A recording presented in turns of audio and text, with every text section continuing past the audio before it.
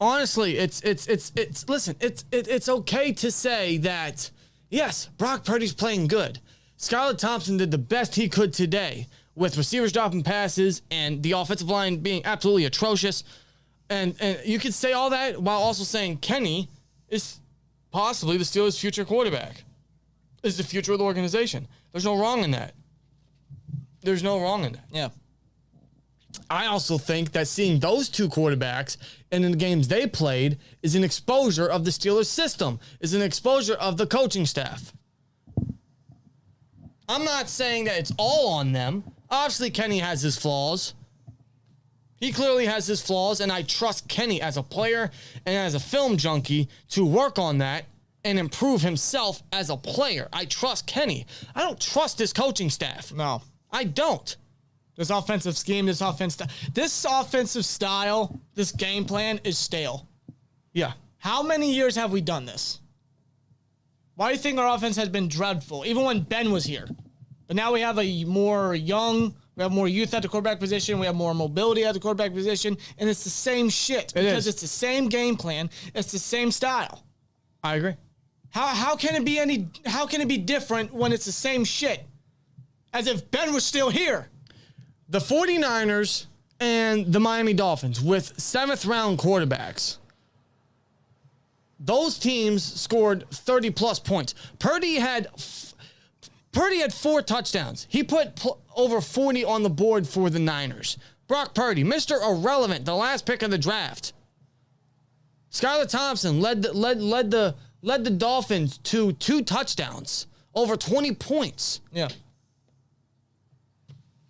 After scoring just 1 touchdown, I believe, throughout his 3 starts in the regular season. Right.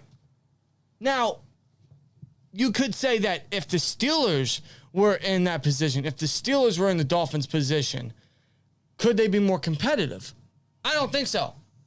Because the one thing that is so evident when you watch the football game, when you watch the playoffs, compared to what you've seen in the Steelers all year, is the coaching. It's the coaching. It's crazy how both styles are Shanahan styles. How do you watch the 49ers and think keeping Matt Canada is a rational decision? How? How do you see that? And you see how Mike McDaniel has transformed the Dolphins' offense, even with backup quarterbacks, right? And they're even more competitive. They're better than the Steelers. And he takes that from Shanahan's system. He took from what he learned under Shanahan when he was the running game coordinator, and the OC, and he took it to Miami, and now look at them. Yeah. What the weapons that he's got, that he's surrounding his quarterback with. And you see Same with San Francisco with Brock Purdy. Exactly. And his surround system and his players. And listen, there is no discrediting on Brock Purdy whatsoever. You can't discredit what he's doing. Does he have the best coaching staff around him? Does he have the best weapon system around him? Absolutely. Any young quarterback could succeed with that. But you can't discredit Brock Purdy for what he's doing as a player. You can't discredit that. No. Now, if you put Pickett in that situation, could it be as effective? Could it be better? That's arguable. I don't even know if this is even a Kenny Pickett versus Brock Purdy discussion of who's better, of who would have been the better pick, or who's the better rookie quarterback. I don't think you can determine that yet. What I think you can determine is the system, the systems, the offensive schemes. He's had how many years under the system now? Even the same shit was happening with Ben. The repetitive nonsense was happening with Ben at quarterback. Yeah. I'm not saying it's all Canada, because it's not. It's not fair to put all the blame on the bald son of a bitch. It's not. But it was so repetitive all season. All season. And the only time that the Steelers scored 30 points under Matt Canada was versus the Bengals when we lost 37-30. And the reason why we got 30 points in that game is because we were down 34-23 in garbage time. 37-23, as a matter of fact, in garbage time. So I don't even count him scoring 30 points versus the Bengals. That doesn't count in my book. You see the 49ers and you see the Miami Dolphins with 2 7th-round backup quarterbacks, rookie quarterbacks, put up a fight between the Seahawks and the Bills, respectively. How could you not want a different offensive change, an offensive coordinator, an offensive scheme change this offseason? How do you watch any of this? How do you watch any of this offensive play all playoff season and think keeping Matt Canada is a rational decision? How do you think that is ideal? How? I don't see it. I can't fathom it.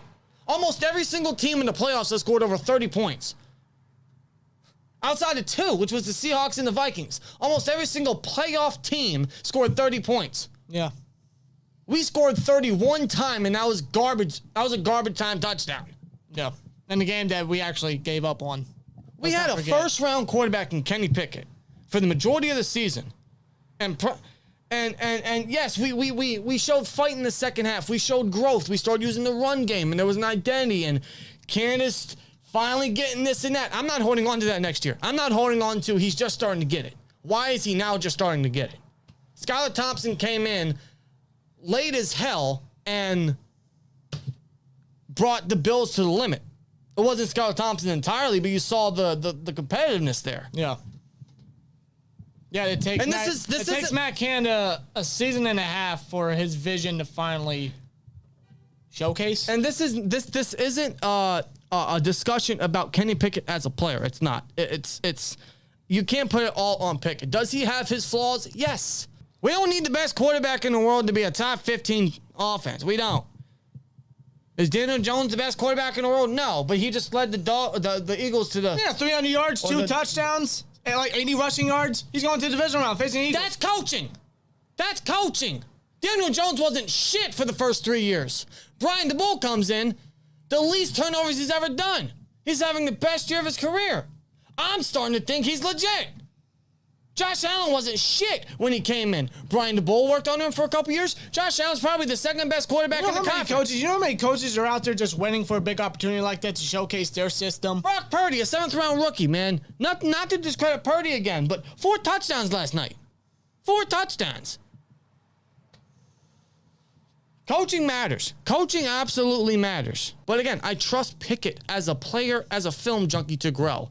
I don't trust Matt Canada. But how much of that growth is really going to showcase with this system, with this game plan? That they just adapted and that they just, for some reason, want to hold on to. And then here's the thing.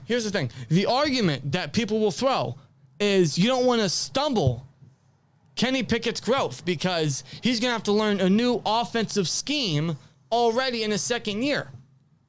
Isn't he going to have to learn a new offensive scheme when Canada goes in 2024? Because no doubt he's going to fucking go, whether he gets fired or they don't renew his contract. As a matter of fact, huge shout out to Cold Steel. Huge shout out to Justin Otstadt of Steelers Country. Quick announcement: we are officially now partnered with Steelers Country. We will be doing articles and editorials on that website and bringing extra thoughts to certain topics to the Steelers throughout the offseason, including draft analysts, mock drafts, and just issues all around the Steelers. So that's going to be fun. Huge shout out to him. Here's Steelers Country right here. He actually put a nice article right here. Will the Steelers changing offensive coordinators stumble Kenny Pickett's growth? And here's your argument. Well, yeah, he's going to have to learn a new offensive scheme, but so did Ben. Didn't Ben have to do the same thing? And yes, he did have a couple years before he had to go from Wisenhunt to Arians. I get that. But there's also a study.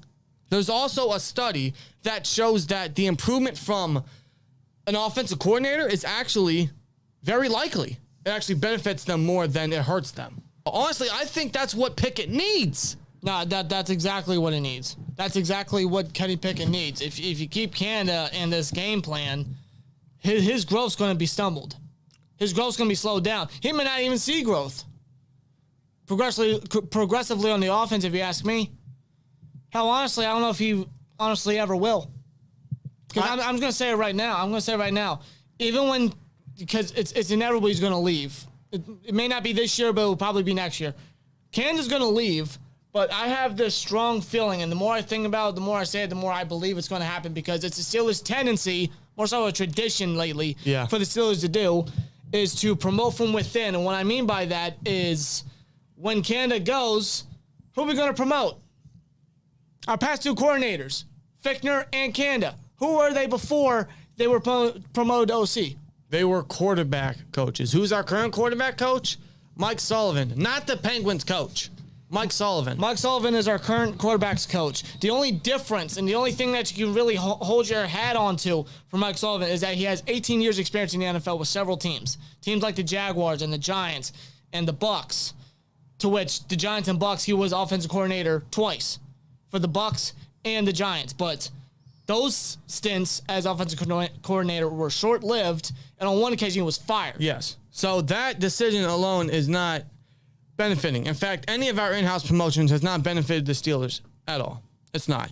That's why I say Pickett's growth may be stumbled, because that's their game plan. That's their motto. That seems to be, they don't get out of their own way. I think what Pickett needs is an offensive change. I think he needs a scheme change. I think that's what's going to benefit him and the entire offense in general.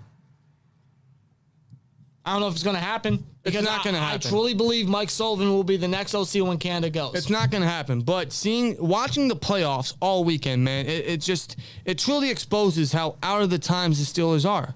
How they just they stick with something that's not working. Pretty much the definition of insanity. They've done it for several years, but recently, it's done the Steelers more harm than good. It's hurt us. It's cost us games. It's given all of us fucking heart attacks. It's given us headaches. We've gone from OC to OC to OC. And it's just the same garbage, man. I understand that every offensive coordinator is going to remain, but the fact that we're questioning our offensive coordinator every single fucking time, especially recently, that's a problem. Yeah, I know it's very common for Steelers fans to shit on the offensive coordinator. I mean, it's happened with pretty much every single coordinator that's come back in. It has. But it's Steelers just get worse every time, though. It only gets worse. Sometimes, we scratch our head. We think, oh, my God, there's no way this offense can get any worse. Yet they manage to do so. They manage to get worse every time they promote from within. And again, watching the playoffs, man, it just goes to show you how out of touch the Steelers are and how a change is so desperately needed. And if you can't see that, you're blind. You're as blind as the Steelers organization, man. And if you want to hold on to Tomlin's resume of 16 consecutive non-losing seasons, be my guest. But if he's going to continue to not make changes to his coaching staff, to his game plan, to his mindset, we're not going to see much success. I'm sorry. Right. I'm sorry. They know that change needs to be made, but yet they haven't done anything. I know for a fact they know change needs to be made. There's not one motherfucker back there that doesn't think that change doesn't need to happen. Yeah, really. Change absolutely needs to happen. Exactly. They're just too stubborn to do it because they live in their own ways.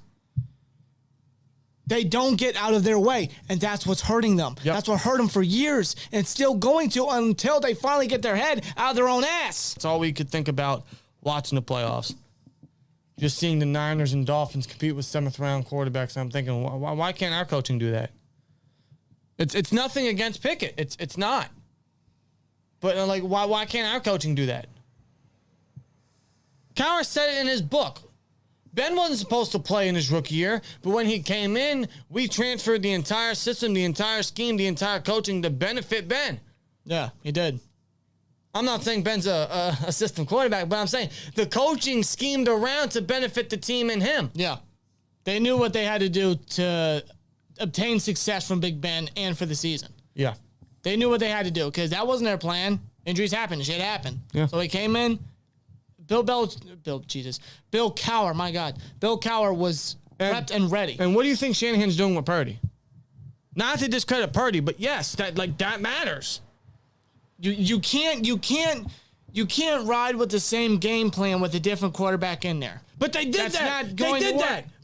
Remember when Ben went out with COVID and Mason started versus the Lions? Yes. And then It was Mason the said, same. "Oh, there's no different game plan." It was the There's same. No different game It was plan. the same game plan as if Ben was in, and it's still the case to today. With Pickett, it's still the same. You can't keep the same game plan for a 38-year-old quarterback that you had for years. I give up. I fucking give up. And you can't expect a fucking 24-year-old guy to run with that. I give up. I'm sorry, you can't. I give up.